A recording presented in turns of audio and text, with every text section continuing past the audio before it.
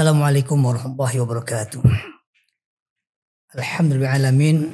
Allahumma salli wa sallim wa barik ala sayyidina syafina wa habibina Muhammadin wa ala alihi wa sahbihi wa man tabi'ahum bi ihsan ila yaumiddin, amma ba'du. Para sahabat pesantren net yang berbahagia, Alhamdulillah pada saat ini kita berjumpa kembali pada program Ramadan, pesantren Ramadan Air. Mudah-mudahan program ini dan juga apa yang kita lakukan dengan baca Kitabus Shaum itu nanti saya mendapatkan rahmat Allah dan juga keberkahannya. Amin ya rabbal alamin. Para sahabat semua yang berbahagia, kita lanjutkan kajian kita. Kita masuk pada halaman 11 dari kitab ini, yaitu di mana kemarin kita pada pertemuan pertama, kedua sudah membahas awal-awal bab atau fasal asani, yaitu terkait dengan keutamaan puasa Ramadan atau keutamaan puasa. Di mana ada rabu darajat, kita diangkat derajat kita, kemudian watakfirul khotiat, dosa-dosa kita dihapuskan, ada juga kasar syahwat kita itu bisa kita kendalikan, bisa kita kalahkan atau kita patahkan. Kemudian juga ada takfir sadaqat, memperbanyak sedekah, atau firtaat, meningkatnya atau banyaknya ketaatan-ketaatan kita pada bulan Ramadan ini atau puasa. Kemudian juga ada syukur alim khafiyat, rasa syukur pada Allah Subhanahu wa taala yang zat yang maha mengetahui hal-hal yang tersembunyi. Sekarang kita masih pada halaman yang ke-11, yaitu kita awali dengan baca Al-Fatihah dulu. Al-Fatihah biniyazillah ta'ala yunawir qulubana wa yaftah futu arifin syukuna kaul ikhlasin. Semal Fatihah ila rawi abaina wa ummahatina wa jadadina wa jadatina ulama'ina wa sadatina khususan ila ruh al-mu'alif hadal kitab Syaiz Abdul Salam anna ta'ala yafidulubahum wa yuli darajatihim yaskinumul jannah tagashahum bil maghfir wa rahmah wa iradin nabi sallallahu al-Fatihah. Ya Nabi.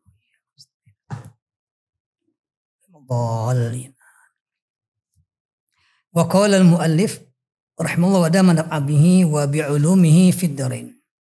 Wa anhu sallallahu alaihi wasallam anhu qala kullu amal ibni adam yudha'af al-hasanatu asyru amthaliha ila 700 dhifin.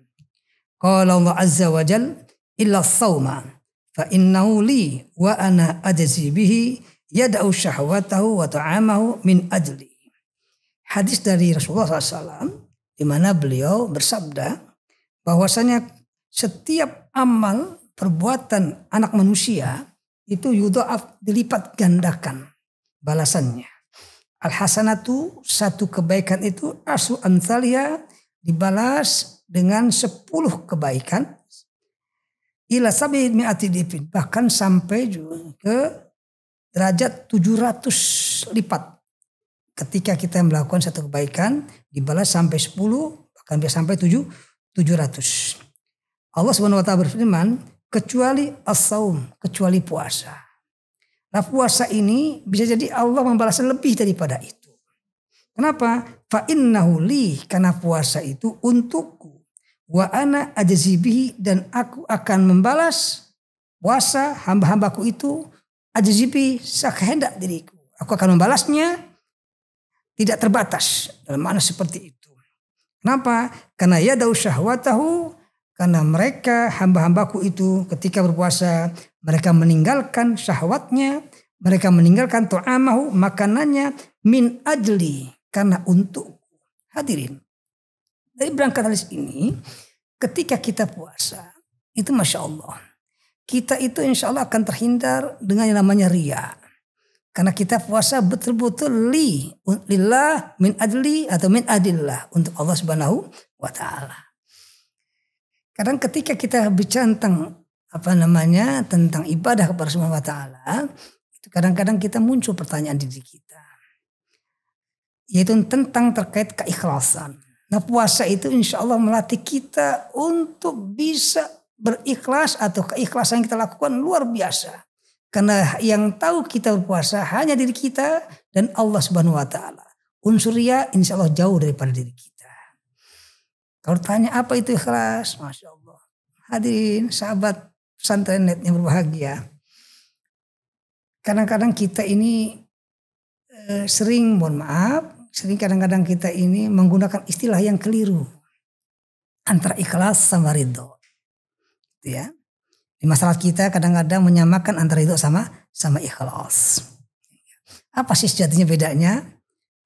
Mumpung saya ingat, kalau ikhlas itu adalah kita subjeknya. Tapi kalau ridho kita jadi objek. Apa maksudnya? Contohnya gini. Ketika motor kita hilang, coba para sahabat berpikir, menurutnya motor hilang itu yang dituntut oleh diri kita ikhlas atau ridho? Bukan ikhlas, tapi ridho. Motor hilang, kita diminta untuk ridho. Oke. Tapi ketika motor kita kasih orang, itu kita diminta ikhlas.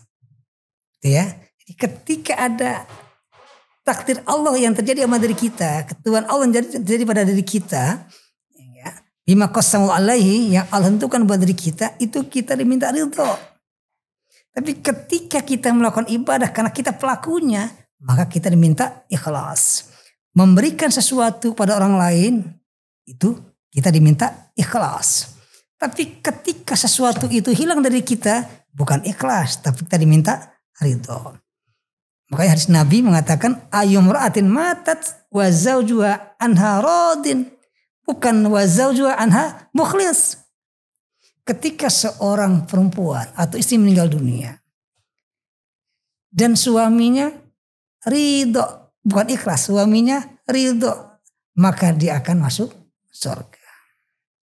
Bukan ikhlas ya. Cuma masalah kita kadang-kadang ketika ada meninggal, ikhlasin aja. Bukan ikhlasin, tapi ridhoin. Gitu ya. Kenapa? Karena musibah di situ. Gitu ya.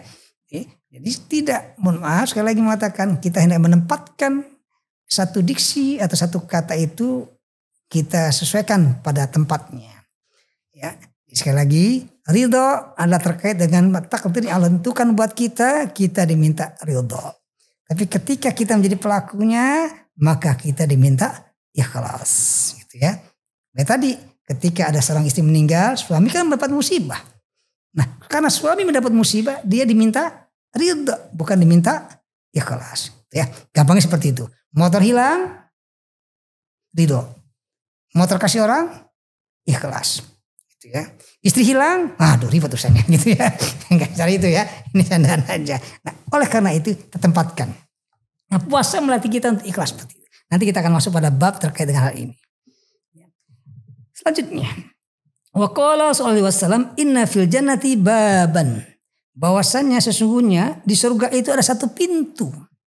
Yuqalu lahu ar-rayyan. Pintu itu disebut dengan babur rayyan.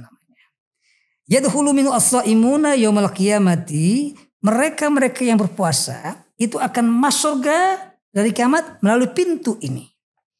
La yadkhulu ma'ahum ahadun ghairuhum, dan tidak ada yang bisa masuk selain mereka. Artinya mereka-mereka yang tidak berpuasa tidak bisa masuk melalui pintu rayyan. Pintu rayyan dikhususkan untuk mereka-mereka yang beribadah puasa. Yuqal, dikatakan aina shaimun, manakah orang-orang yang berpuasa? Fadkhuluna minhu, kemudian mereka masuk dari pintu tersebut yaitu ar-rayyan. Fa idza dakhala akhiruhum ughliqa, maka ketika orang yang paling terakhir masuk melalui pintu rayyan ini, ughliqa, kemudian pintu itu ditutup. Falam yadkhul minhu ahadun, dan tidak ada lagi seorang pun masuk setelah itu. Wa fi riwayatin, dari riwayat yang lain, inna fil jannati baban yud'ar rayyan. Sesungguhnya di surga itu ada pintu yang disebut dengan ar-rayyan. Yud'a bihi shaimun, yaitu orang-orang puasa dipanggil. Ta'al itu ya, seperti itu kan lebih. Mari masuk, dipanggil orang yang berpuasa itu. Man kana minas shaimin dakhalahu. Siapa yang termasuk orang-orang yang berpuasa, maka dia masuk melalui pintu rayyan ini. Wa man dakhalahu, dan siapa yang masuk pintu ini yaitu babur rayyan ini, lam yajma' abadan, dia tidak akan merasakan haus selama-lamanya, tidak akan merasakan dahaga selama-lamanya. Wa qala alaihi salam innas shaima, sesungguhnya orang-orang yang berpuasa itu tusalli alaihi malaikatu idza ukila indahu hatta yabrahu. orang-orang yang berpuasa itu malaikat akan berselawat kepadanya. Kata selawat itu bermakna doa, gitu ya. As-shalah itu bisa bermakna doa, ya.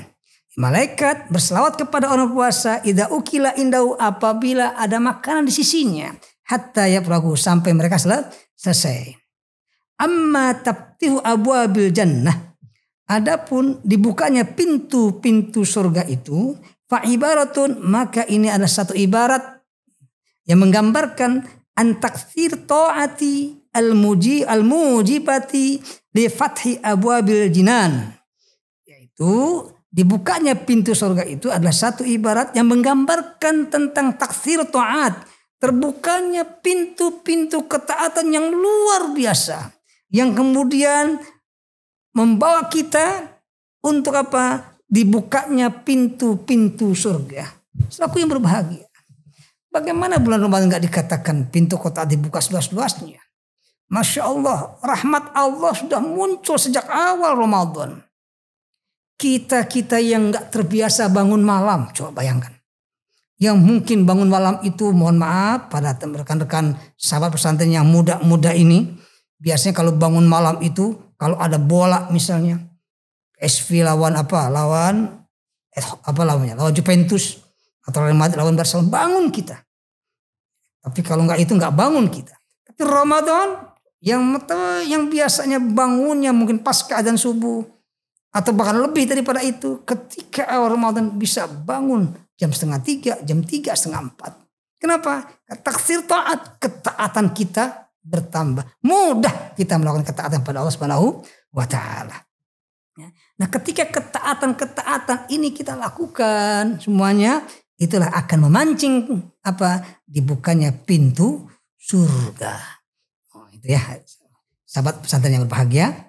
Berikutnya wa taqliqu abwabin nar, ditutupnya pintu-pintu neraka. Ibaratun, ini adalah satu ibarat yang menggambarkan anqilatil ma'asi al-mujibati lighlaqi abwabin niran, yaitu ibarat yang menggambarkan tentang sedikitnya peluang, gitu ya, untuk apa? Berbuat maksiat. Dengan demikian, karena perbuatan maksiat itu sangat kecil, gitu ya, kita lakukannya pada bulan Ramadan, itu akan mendatangkan buat kita ditutupnya pintu-pintu neraka. Jadi maksiat tertutup, ketaatan bertambah. Sehingga Al-Fakir pernah menyampaikan di awal pertemuan kalau tidak salah ya. Kalau kita sejatinya itu ibadah itu, kalau kita paham betul bahwasanya ibadah itu adalah untuk kebaikan diri kita, ibadah itu untuk kemaslahatan diri kita, Masya Allah kita akan ringan melakukannya. Kapanpun dan dimanapun. Tidak mesti pada bulan Ramadan sejatinya. Ya. Tapi kenapa Ramadan memudahkan? Supaya motivasi kita agar kita menjadi hamba-hamba Allah yang lebih hebat, yang lebih luar biasa dan ibadah kepadanya, sehingga demikian nanti bulan-bulan selanjutnya akan terwarnai dengan nilai-nilai Ramadan. Bahkan ada satu kajian para sahabat on air yang berbahagia, sahabat Ramadan yang berbahagia, apa pesantren yang berbahagia. Kenapa ulama-ulama kita gitu ya mengajarkan kita niat itu pakai kata saum, tidak siam. Ada kajian yang menarik kadang-kadang ya. Karena ketika kita menggunakan kata saum, itu inginnya puasa kita bukan hanya sekedar siam. Kata siam itu lebih berorientasi pada fikih. Saum lebih daripada itu. Ketika kita nawaitu sauma godin, berarti kita niat puasa kita bukan hanya sekedar puasa yang menahan diri kita dari hal-hal yang membatalkan puasa secara fikih, tapi lebih daripada itu, menahan diri kita dari hal-hal yang bisa mengurangi nilai dan kualitas ibadah Ramadan yang kita lakukan. Berikutnya, wa tasfidu syayatin, dan dibelenggunya syaitan-syaitan. Itu ibaratun an kitai waswasatihim anisaimin. Ibarat yang menggambarkan tentang terputusnya godaan-godaan syaitan kepada orang-orang yang berpuasa. Kenapa? Karena orang-orang berpuasa li'annahum la yatma'una fi ijabatim ilal ma'asi. Karena orang-orang yang berpuasa itu tidak berharap untuk apa? Untuk menjawab panggilan-panggilan, godaan-godaan setan untuk melakukan perbuatan-perbuatan maksiat. Mudah-mudahan manfaatnya kajian kita pada pertemuan kita hari ini, dan insya Allah kita lanjut pada kajian berikutnya. Sampai kita baca Al-Fatihah, mudah-mudahan nanti insya Allah berkah pertemuan kita. Fatihah. Iya. Amin. Akhirul kalam, Wassalamualaikum warahmatullahi wabarakatuh.